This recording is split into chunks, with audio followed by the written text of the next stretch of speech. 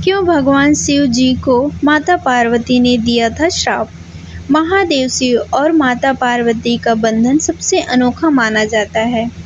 देवी पार्वती ने सदियों प्रतीक्षा और कठोर तप के बाद फाल्गुन माह के कृष्ण पक्ष की चतुर्दशी के दिन शिव को पति के रूप में पाया था। शिव और माता पार्वती के प्रेम के बारे में तो हर कोई जानते हैं, लेकिन क्यों आप जानते हैं कि एक बार भोलेनाथ को माता पार्वती के क्रोध का शिकार होना पड़ा था। सिर्फ यही नहीं, देवी पार्वती ने क्रोध की आग में भोलेनाथ को ही श्राप दे दिया।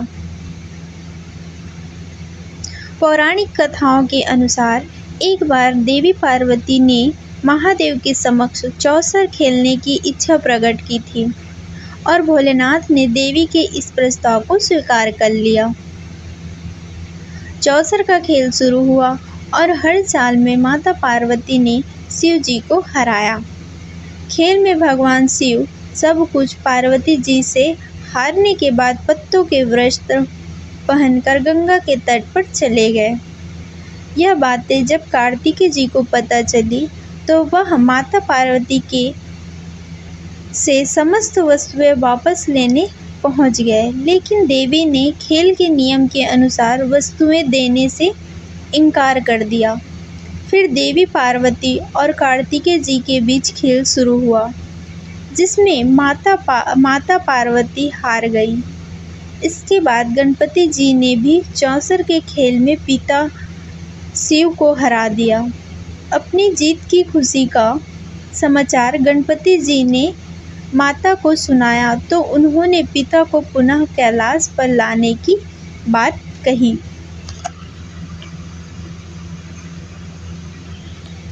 गणपति जी ने दोबारा प्रयास किया कि वह माता पार्वती को जाकर यह बताए कि वह जीत रहे हैं, लेकिन शिव नहीं माने और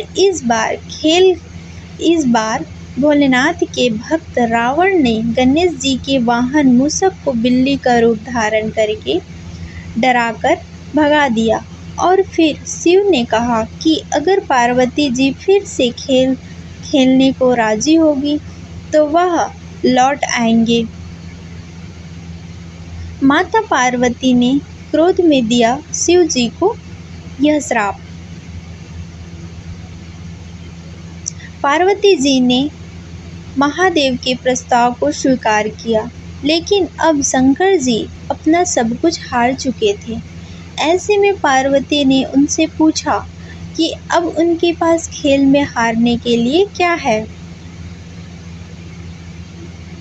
इस पर नारद जी ने अपनी वीणा शिव जी को सौंप दी और इस खेल में भगवान विष्णु ने शिव जी की इच्छा से पासा का रूप धारण कर लिया था। अब खेल में भोलेनाथ हर बार जीतने लगे। गणपति जी महादेव और विष्णु जी की चाल समझ गए और उन्होंने सारी बात माता पार्वती को बताई। जब माता पार्वती को यह बात पता चली तो वह बहुत क्रोधित हुई और इस खेल में शिव का साथ देने पर रावण को भी श्राप दिया कि एक दिन भगवान विष्णु ही उसका अंत करेंगे। इसके बाद उन्होंने शिव जी को यह श्राप दिया कि उनके सिर पर सदैव गंगा की धारा का बोझ रहेगा।